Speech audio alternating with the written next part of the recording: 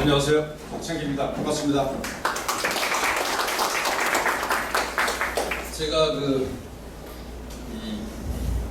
한국 블록체인 컨텐츠 협회 고문으로 있어서 제가 오늘 발표할 제목을 그동안 곰곰이 생각하다가 우리 프로젝트만 선전하는 건 좀 적절치 않다 생각이 들어서 제가 한국 암호화폐의 역사와 미래라는 좀 특이한 주제를 잡아봤습니다. 왜냐하면 저는 그럴 만한 역사가 있는 것 같고요. 제가 얘기하는 게 나름대로 기록으로 남길 필요가 있을 것 같다. 역사의 기록으로. 그런 생각으로 제가 오늘 이런 제목을 잡아봤습니다. 제가 어쨌든 우리 황 회장님하고 그런 관계도 있고 그래서 저에 대해서 간략히 소개해드리고 싶은데요. 일단 위키피디아 영어판에 보면 좀 나와 있습니다. 이게 등록하기가 쉽지 않더라고요. 한국은 쉽게 등록이 되는데. 그래서 보면 저는 CJ 제일당에서 런던하고 뉴욕에서 일했고, 그다음에 팍스넷 창립하고 핑거라는 걸 창립하고, 그 외에 이제 굉장히 많은 사업을 한 연쇄 시리얼 entrepreneur라고 하는데 연쇄 창업자로서 제가 1995년부터 지금까지 한 20년 가까이 15개 이상 회사를 창업했습니다. 그 외에도 굉장히 다양한 활동을 했는데요. 제 위키피디아에 들어가면 자세히 나와 있는데, 어쨌든 1999년도에 제가 팍스넷이라고 하는 증권 관련 포털 사이트를 만들어서 그때 인터넷이 뜨고 코스닥이 뜨는 시절에 나름대로 꽤 즐겁게 사업을 했고요. 지금도 팍스넷은 증권 관련 정보 사이트에서는 가장 큽니다. 상장이. 저는 한 4년 동안 경영하다가 SK텔레콤에 매각하고 그 외에 다양한 사업을 했는데 그 중에 하나가 이제 핑거라고 하는 회사인데 이게 핀테크 회사입니다. 근데 핀테크가 뜨기 시작한 지 한 3년밖에 안 됐는데 제가 20년 전에 그걸 창업해갖고 고생 많이 했습니다. 사업이라는 게 타이밍이 굉장히 중요하죠. 근데 어쨌든 지금도 이 회사는 핀테크 회사 중에서는 국내에서 수익권 달리는 좋은 회사로 성장했고요. 사실은 제가 한 사업을 한 15년 정도 하다가 이제 사업을 그만하고 사회 공헌 활동을 좀 해야 되겠다 이런 생각을 갖고 정치경제학 관련된 책을 쓰고 강연을 하기 시작했습니다. 그 중에 하나가 혁신하라 한국경제라는 책이고 또 블랙오션이라는 책인데, 제가 대학생 때부터 이 정치경제, 사회문화, 역사, 철학을 관통하는 어떤 이론적 원리를 좀 공부하고 그거를 만들어 보겠다는 꿈을 갖고 있어서 한 30년 걸려서 그런 꿈을 나름대로 이뤘고 그 책으로 이제 했었고요. 그러다 보니까 이제 정치권이라든가 어떤 인문학에서 강의를 굉장히 많이 하게 됩니다. 그게 1912년부터 한 11년부터 한 3, 4년 동안 그런 일을 주로 하다가 그래서 저는 에카스 아카데미라고 해서 어떤 그런 원리를, 에카스라는 원리를 발굴을 해서 정치, 경제, 문화, 사회, 역사, 철학을 관통하는 원리를 나름대로 이제 일종의 체계, 사상 체계를 만들어서 강연을 11번 동안, 11시간 동안 한 게 있는데 그게 상당히 독특한 책입니다. 그래서 혹시 궁금하신 분들은 유튜브에 들어가 보시면 거의 다 나와 있으니까 한번 보시고요. 제가 왜 이런 얘기를 장황하게 하냐면 블록체인은 단순히 소프트웨어 전문가가 하기가 쉽지 않은 사업입니다. 여기에는 정치, 경제, 문화, 금융, 어떤 철학적 배경이 충분하지 않으면 제대로 된 암호화폐를 설계하기 굉장히 어렵습니다. 그런데 제가 이제 이런 활동을 하다가 생각했던 것 중에 하나가 이 대한민국 그리고 전 세계가 보다 민주적이고 자유롭고 공평한 어떤 거버넌스 구조를 만들어야만 세상 사람이 잘 살 수 있고 그런 일을 하는데 제 역할을 해보겠다 이런 꿈을 가지고 많은 인문학 강의, 정치, 경제학 강의를 하다가 약간 좀 실망을 했어요. 이론은 사람들이 굉장히 좋아하는데 실천하기가 굉장히 어렵더라고요. 그런 차에 제가 중요하게 생각했던 게 지금은 우리나라가 간접민주제, 대의민주제 시대인데 직접민주제적 요소를 많이 가입해야 된다. 그래야만 세상이 더 좋은 세상으로 만들 수 있다 이런 꿈을 갖고 있었는데 쉽지 않더라고요. 그러다가 제가 2015년도 여름에 블록체인과 암호화폐를 만나면서 이게 강연을 통해서, 책을 통해서 할 일이 아니라 실제로 암호화폐를 통해서 할 수 있을 것 같다. 블록체인을 통해서. 그래서 제가 그 당시 이제 저희 후배들 최용갈 씨를 통해서 제가 이걸 소개받고 최혜준이라고 하는 CTO를 만나게 돼서 블록체인 OS라는 회사를 설립합니다. 제가 블록체인 OS에서 OS라는 거는 오퍼레이팅 시스템이죠. 운영 체계. 그래서 PC 시대 윈도우즈가 있었고 인터넷 시대에 익스플로러가 있고 모바일 시대 안드로이드나 iOS가 있고 그러면 블록체인 시대에도 오퍼레이팅 시스템이 필요하다. 내가 이걸 한번 해봐야 되겠다. 이런 아주 큰 꿈을 꿨습니다. 근데 그때 제가 나이가 환갑이었거든요. 그래서 환갑이 돼서 창업해도 성공할 수 있는 사례도 한번 보여주고 싶다. 우리 젊은이들을 위해서 그런 생각도 해봤습니다. 박수 한번 쳐주시죠. 문답적으로 이런 얘기합니다. 빌 게이츠, 스티브 잡스가 이분들은 20살 나이에 이런 걸 했는데, 그다음에 또 여기 구글의 그 에릭 슈미트도 있죠. 난 좀 늦긴 했지만 그 당시 저는 뭐 학생 운동하느라고 공부를 컴퓨터를 못 만져봤는데, 어쨌든 이런 사람들하고 한번 비교해봤을 때 혹시 이 네 사람의 공통점 아시는 분 계십니까? IT 관련 일을 했다. 1955년생입니다. 이 사람들. 특이하죠. 우리가 제가 좀 특이한 사람이죠. 제가 팍스넷 할 때 저희가 거의 같은 또래에서 일하다 하던 사람들이 네이버의 이해진 사장, 다음에 이재용 사장, 뭐 그런 분들, 김택진 사장 이런 분들이 대개 8, 6학번이에요. 제가 7, 5학번이기 때문에 12살 어린 친구들하고 제가 같이 놀면서 일했어요. 근데 지금은 한 30살에서 40살 어린 사람들하고 일하고 있으니까 제가 굉장히 운이 좋고 행복한 사람이라고 생각하면서 일하고 있는데, 그래서 그 이후에 제가 굉장히 많은 강연을 합니다. 이거는 제가 LG 인원에서 임원상대로 강연하는데 이게 13만 명이 봐요. 수많은 사람들이 이걸 봤다고 그러더라고요. 혹시 블록체인 암호화폐 관련해서 제 강의 본 적 있으신 분 손 좀 들어가 주실래요? 어이구 많이 계시네. 감사합니다. 근데 특히 저 다단계에 계신 분들이 굉장히 많이 보셨더라고요. 그 덕분에 리플 샀다고, 리플 사고 100배 벌었다고 고맙다고 저 인사하는 분들 굉장히 많습니다.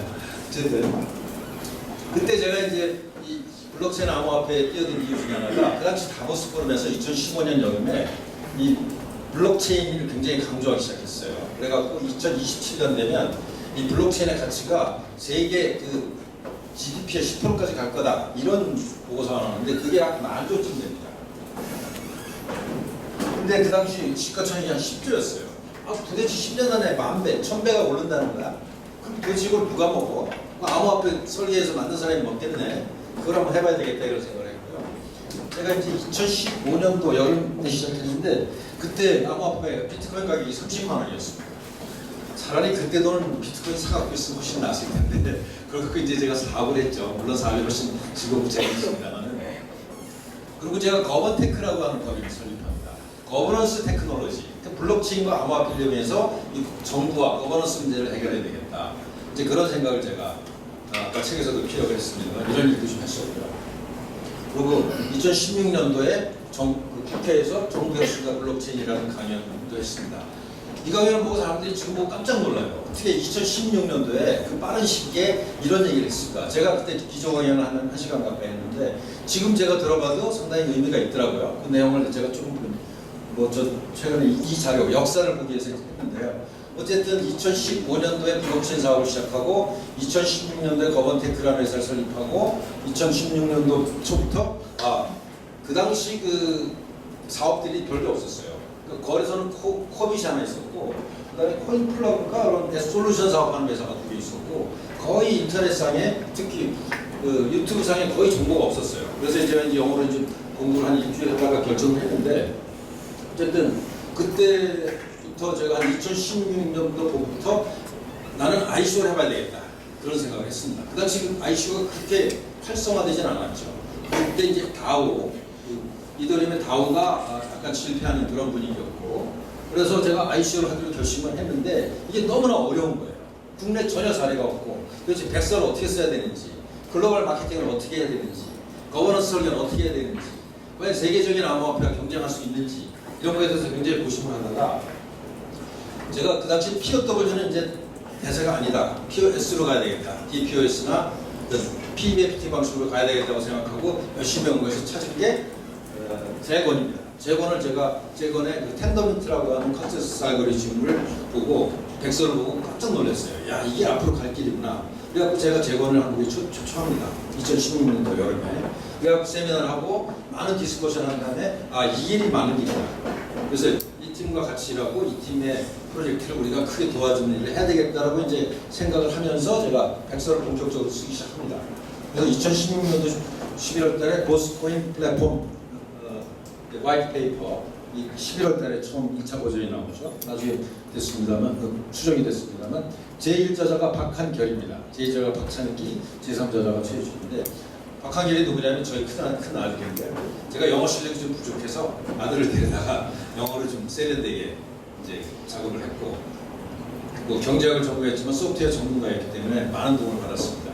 그래갖고 그때 제가 저희가 결과적으로 보스코인이 이제 ICO에서 크게 성공하는데요. 그 이유 중에 하나가 그 당시 백서 개념 중에서 가장 뛰어난 개념들을 여러 가지를 제가 설계할 수 있었기 때문입니다. 예를 들면 프리징이라는 개념, 지금은 굉장히 스테이킹이라는 개념이 지금 활성화됐지만 그 당시 별로 없던 개념이거든요. 스테이킹 개념을 사용했고, 그다음에 투표 기능을 사용했고, 또 트랜잭션 것을 해서 그야말로 토크노믹스 설계와 거버넌스 설계에 대해서 굉장히 중요하게 생각을 했던 것이 상당히 호응을 받았던 것 같고요. 제가 이런 토크노믹스 이 발행 계획에 대해서 거의 6개월 동안 엑셀 작업을 제가 스스로 해서 설계를 한 겁니다. 그리고 제가 이제 이런 강의도 했는데요. 암호화폐 설계의 경제학, 이것도 굉장히 인기 높은 강의입니다. 제가 유튜브에 보실 수 있는데요. 노벨 경제학상을 받은 경제학자 이론들 한 7명의 이론을 가지고 토크노믹스를 어떻게 설계할 것인가. 앞으로 지금 ICO나 이런 거 관심 있는 분들은 한번 보시면은 지금도 도움이 되실 거니까 참고해 보시고요. 그 다음에 제가 그 당시 이제 우리 경제학대라고 생각했는 게 제가 2017년 5월 10일 날 ICO를 하는데 한 4월 말쯤에 이제 코스모스가 재건팀이 튼더민트에서 코스모스를 결합해서 ICO를 합니다. 그때 재건이 한국에 왔을 때 제가 이제 여러 사람들 소개해주고 이제 같이 협력도 많이 했는데요. 여러분들 아시는 분들 계시겠지만 코스모스가 그 당시 약 150억을 모았는데 그 중에 3분의 2 이상이 한국에서 모았습니다. 그래서 사실상 코스모스는 한국 프로젝트라고 생각할 수 있습니다. 물론 재건이 미국 교포인데 영어는 한국말을 잘 못하시지만 어쨌든 DNA는 순수 한민족 사람입니다. 그래서 굉장히 귀중하게 생각하는 프로젝트고요. 그 다음에 이제 제가 ICO를 시작할 때 테조스가 그때 저희하고 약간 경쟁적인 관계가 있었어요. 테조스는 그때 보시면 The World First Self-Evolving 블록체인 이름을 바꿨네. 사람들이 셀프-이볼빙이라고 이름을 바꿨는데 그 전에는 셀프-어멘딩이었습니다. 근데 제가 셀프-이볼빙이라는 개념을 먼저 선점을 했거든요. 그래갖고 연락이 와갖고 뭐 대화를 여러 가지 한 적이 있는데 어쨌든 아수 브라이트만하고 캐롤린 브라이트만도 나중에 이제 재단과의 문제 갈등이 생긴 경우가 있어서 저희하고 약간 비슷한 점이 있는데요. 제가 보시면 여기 3월달에 강의할 때 보스코인 셀프 이볼빙 크립토커런시라고 해서 진화 개념을 굉장히 중요하게 생각했습니다. 이게 암호화폐는 중앙이 없고 통제자가 없고 그 다음에 장기적으로 서바이벌 하려면 스스로 세상의 변화, 기술의 변화에 진화해서 적응할 수 있어야 된다. 이런 개념을 굉장히 중요하게 생각했고 사실은 제가 진화에 관련된 것을 굉장히 오랫동안 연구했습니다. 전공도 생물학을 했지만 진화 경제학에 대해서 굉장히 중요하게 생각을 했고 진화야말로 어떤 세상의 원리의 핵심이고 지속 가능성은 진화를 통해서만 될 수 있다. 이렇게 이제 생각으로 진화-친화적인 거버넌스 구조를 탈중앙화해서 어떻게 만들 것인가를 굉장히 중요하게 생각해서 설계했고요. 그래서 이게 5월 11일 날 신문기사인데 일단 국내에서 최초로 대성공을 했죠. 여기 보면 19분 만에 마감됐다고 했는데 약간 변화가 생겨서 실제로는 17시간 만에 마감이 됩니다. 그래서 6.900BTC가 스위스 재단에 이제 모이게 되고요. 그 당시는 한 157억 원인데 이게 한 6개월 있다가 한 1,000억 훨씬 넘어가는 규모로 바뀌죠. 근데 어쨌든 그 당시 이게 이제 ICO의 이제 트렌드인데요. 제가 했던 데가 이제 2017년 5월달입니다. 그 전까지 굉장히 작다가 5월달, 4월달에 코스모스가 ICO를 하고 저희가 이제 ICO를 하고 그다음에 그후부터 이제 ICO가 커지기 시작했죠. 빨간색이 이오스인데 이오스가 이제 6월부터 시작을 합니다. ICO를. 이오스는 약 4조 가량을 한 1년간에 가서 모으죠. 근데 아시다시피 한 3분의 2 이상이 중국에서 모입니다. 실제로 벤 라리머가 기술 책임을 했지만 실제로 중국 코인이라고 생각하시면 되고요. 이오스는. 그다음에 텔레그램이 2018년 1, 3월 동안 3월달에 거쳐 3개월에 거쳐서 한 2조 돈을 모으죠. 그러고 나서 이제 6월부터 7월부터 급격하게 줄어들어가고 지금 이제 상당히 위축되어 있는 상태고, 지금은 ICU보다는 뭐 IU라든가 프라이빗 쪽으로 이제 많이 치중되어 있는데, 사실은 이때 이 2017년 말부터 2018년 초까지 ICU를 지나치게 많이 한 것이, 그때 이제 ERC20가 나오면서 이더링으로 많이 됐죠. 그것을 갖다 파는 바람에 가격이 급격하게 떨어지는 것도 중요한 원인이기 때문에 어떻게 보면 이오스가 이 크립토커런시를 망가뜨린 원인이라고 생각할 수 있습니다. 그건 뭐 제 개인적인 사견이고, 이오스 옛날에한테 얘기해 주지 말아주시고요. 그 다음에 어쨌든 제가 이제 국내에서 최초로 5월달에 ICU 한 이후에 이제 5월이죠. 그 다음에 이제 더루프에서 아이콘을 8월달에 했고, 그 다음에 현대에서 12월달에 했지만 실제로는 상당히 몇 달 걸려서 했습니다. 그 다음에 이제 11월달에 메디블럭에서 했는데, 실제로 제가 어떻게 보면 첫 스타트를 끊어서 한국에서도 ICU를 할 수 있구나, 그런 용기를 줬을지도 모르겠다는 생각을 했고요. 그리고 저희는 그때는 국내 마케팅은 거의 생각을 안 했고, 왜냐면 국내는 다단계 하는 사람들 말고는 별로 암호화폐에 관심 있는 사람이 없었어요. 그래서 이제 글로벌 마케팅을 주로 했고, 실제로 한 4천여 명 중에서 3분의 2 이상이 외국에서 돈이 들어왔습니다. 그래서 아마 그렇게 많은 사람들이 글로벌하게 돈이 들어온 프로젝트면 아마 그 후에도 별로 나타나지 않았을 것이다, 한국에서. 이제 그런 생각을 하는데요. 어쨌든 근데 문제는 이 이후에 200개 이상을 한국에서 ICU를 합니다. 근데 거의 다 실패해요. 95% 이상 실패합니다. 그래서 도대체 왜 실패할까? 왜 했을까? 뭐 여러 가지 원인이 있겠지만 충분히 준비되지 않고 자금 모으는 거, 뭐 근본적으로 ICU 자체가 어떤 구조적 결함이 있는 것도 있고요. 그런 것도 있지만 저는 개인적으로 제 책임이 크다, 이렇게 생각하고 있습니다. 제가 보스코인을 제대로 잘해서 배경으로 성공시킬 책임과 의무가 있었는데, 그때 그 거버넌스 관련해 갖고 어떤 경영진 간의 갈등이 생긴 것이 상당히 문제가 됐어요. 그래서 이제 그런 문제를 제가 공개적으로는 오늘 처음 발언하는 겁니다. 이런 문제가 너무 시끄러워지면 뭐 정부라든가 검찰에서나 뭐 국제적으로 여론이 별로 안 좋을 수 있기 때문에 거의 이제 발언을 안 하고 있다가, 오늘은 역사를 얘기하는 날이니까 제가 오늘 처음으로 이런 발언을 했고요. 그에 대해서 조금 더 설명드릴 건데, 어쨌든 그 정순영이라는 분이 김치코인 마켓캡이라는 걸 작성해갖고 하루에 한 번씩 업데이트하는 거 있습니다. 그걸 보면 아이콘이 한 2,000억, 팬텀이 한 600억, 메타디움이 한 500억, 코스모코인이 한 300억, 그 다음에 메디블럭이 한 300억. 너무 형편없는 거예요. 보스코인이 한 200억 정도 있죠. 그래갖고 전 세계 시가총액의 0.47%밖에 되지 않습니다. 한국의 암호화폐가. 한심한 얘기죠. 지금 한국이 전 세계적으로 한 3, 4위권의 암호화폐 투자 국가입니다. 중국이 1등, 미국이 2등, 그 다음에 유럽이 3등 정도, 뭐 어쩌면 한국이 더 클지도 몰라요. 특히 알트코인 측면에서는 아마 저는 세계에서 3위 국가라고 생각합니다. 거래소 볼륨도 한 3, 4위권에 들고요. 근데 왜 우리나라에서 만든 암호화폐들이 그렇게 형편없는 성적을 만들고 있느냐, 이 반성해야 되는 거죠. 그리고 우리나라에 여기에 그 소프트웨어도 발전했고, 그다음에 우리 여기에 투신한 분들도 굉장히 많습니다. 이걸 어떻게 반전시켜서 대한민국이 암호화폐, 블록체인 선진국으로 만들 것인가? 여기 뭐 최수혁 박사님도 앞으로 훌륭한 그 프로젝트 하고 계신 거 알고 있고, 지금 그 꿈틀거리는 굉장히 좋은 프로젝트가 많지만 아직까지 실적이 이렇게 형편없다. 우리나라 전 세계 GDP의 2% 차지하는 나라인데, 그리고 암호화폐 열풍이 뜨거운데 0.5%밖에 안 된다. 참 반성 좀 많이 해야 되는 분야라고 생각합니다. 거기서 이제 제가 문제가 생겼던 이유가 뭐냐면 이 법률적인 문제였어요. 저희가 이제 스위스에 재단을 설립하고, 아시다시피 많은 업체들이 스위스의 주크에다가 재단을 설립하고 거기서 ICU를 진행했기 때문에 BTC 소유권이 보스 플랫폼 파운데이션입니다. 그리고 그 밑에 블록체인 OS라는 회사가 이제 메인넷 만들고, 거번테크라는 제가 설립한 회사가 디앱을 만들고, 스타다이라는 회사가 디앱을 만드는데, 이게 이제 프레딕션 마켓에 관련된 디앱입니다. 그래서 이렇게 되고, 법률적 구조는 스위스 재단이 ICU를 해서 돈을 뽑고 자금을 지하면 메인 솔루션을 납품하는 이런 구조예요. 근데 이거를 일부 경영진들이 인정하지 않는 거.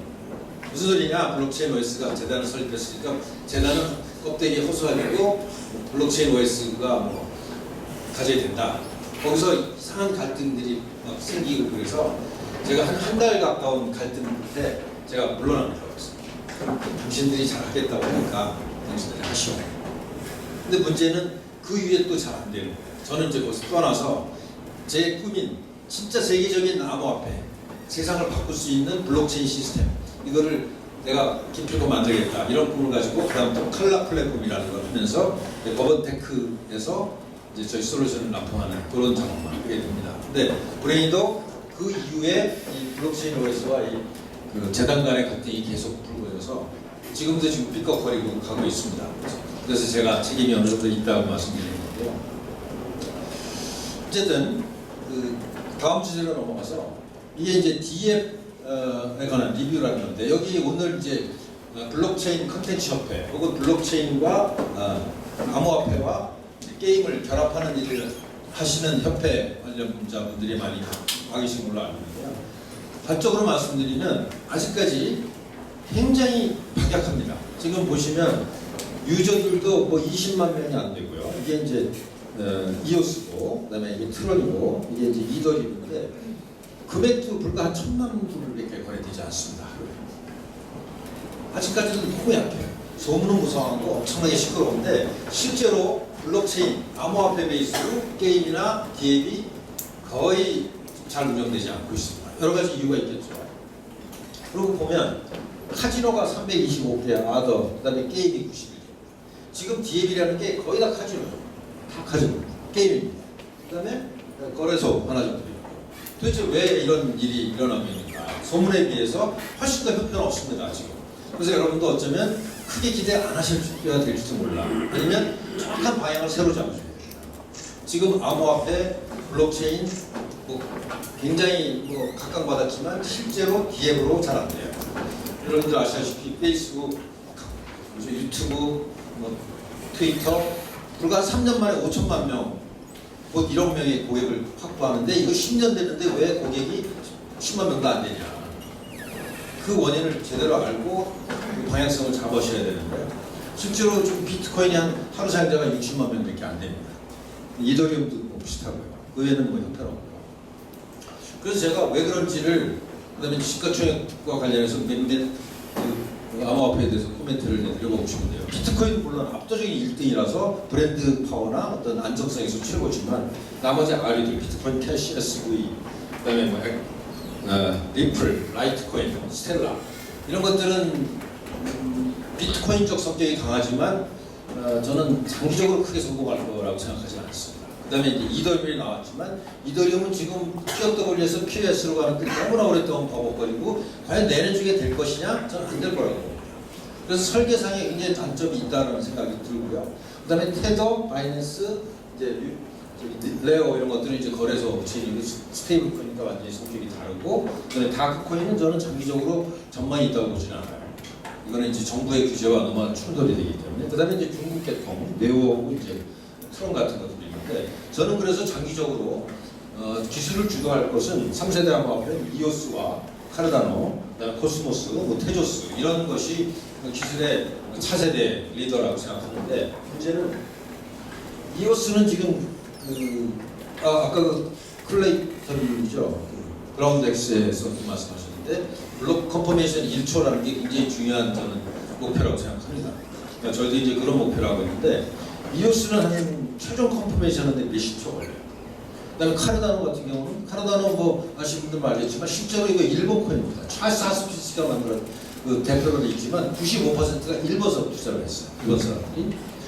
그다음에 코스모스 아까 말씀드렸듯이 한국 코인입니다. 이거는 거의 한 70%가 한국에서 투자했고 이오스는 중국에서 거의 다 투자했다고 말씀드렸죠. 테조스는 이제 나름대로 미국에서 이제 만들어진 건데 어쨌든 저는 코스모스, 테조스, 카르다노, 그다음에 이오스가 앞으로 이런 기술이 주도할 것이라고 생각하는데요.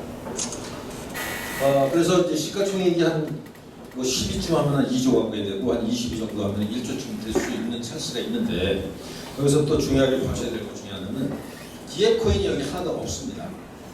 그러니까 디앱 코인이냐 플랫폼 코인이냐를 이제 투자자의 관점에서 보면 DF 코인들은 30위권 안에 거의 없어요. 그래서 여러분들이 ICO에서 집값 정액을 올릴 거를 만약에 생각하고 투자를 생각하신다면 DF 코인보다는 플랫폼 코인에서 승부를 보는 걸 한번 생각해 보셔라 이런 생각도 드리고 싶고요. 근데 이제 결국은 이제 트라일레마 문제가 아직까지 해결 안 되고 있다. 실제로 활성화된 암호화폐가 거의 없잖아요. 지금 20위권 안에 있는 것도 제대로 작동되는 게 없습니다.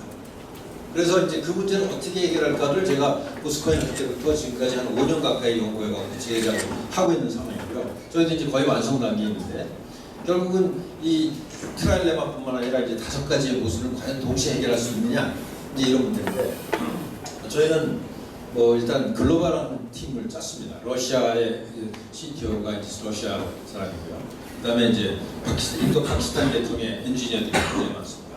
암호화폐와 블록체인은 무조건 글로벌해야 돼요. 엔지니어도 글로벌해야 되고 마케팅도 글로벌해야 되고 사회적 집단도 글로벌해야지 코리아 센트릭한 그 프로젝트는 성공하기 굉장히 어렵습니다. 제가 처음부터 그렇게 했고 지금도 제가 그래서 팀들을 엔지니어부터 뭐 마케팅까지 다 글로벌하게 해야 된다는 원칙을 계속 고수하고 있고요. 그래서 저도 아까 그 이종건 박사도 말씀하셨는데 블록 컨포메이션 1초로 하는 게 굉장히 중요하다고 생각했어요. 그래서 저희가 테스트넷을 지금 돌리고 있는데 한 0.6초 정도 나오고 있어요. 저희가 텐더민트를 이제 업그레이드하는 작업을 했는데 텐더민트에 한 5배 정도 현재 빠르고 한 10배 정도 빠를 수만 있다면 아시다시피 이제 지금 가장 빠른 게 리플, 스텔라 4초, 5초, 코스모스가 7초, 카르다노가 20초 걸리고 있는데 트론 같은 경우에 과연 180초, 3분 걸리는 컨포메이션 갖고 게임이나 갬블을 어떻게 하겠습니까? 저는 이제 그걸 굉장히 중요하게 생각해서 이쪽에 기술 개발을 중요하고요. 그러면서도 노드 수가 어느 정도 확보되는 게 굉장히 중요하죠. 뭐 9개 노드, 21개 노드 갖고 빨리 하는 건 어렵지 않습니다. 그렇지만 노드를 충분히 확보하는 게 쉽죠. 확보하면서 블록 컨포메이션은 쉽지 않다라고 말씀드립니다. 그 다음에 저는 지금 프로젝트, 아까 4개 프로젝트 중에서 코스모스를 가장 높게 평가합니다. 뭐 여러 가지 이유가 있습니다만 바이낸스가 지금 코스모스 엔진을 채택했고요. 우리나라 테라도 코스모스 엔진을 채택했습니다.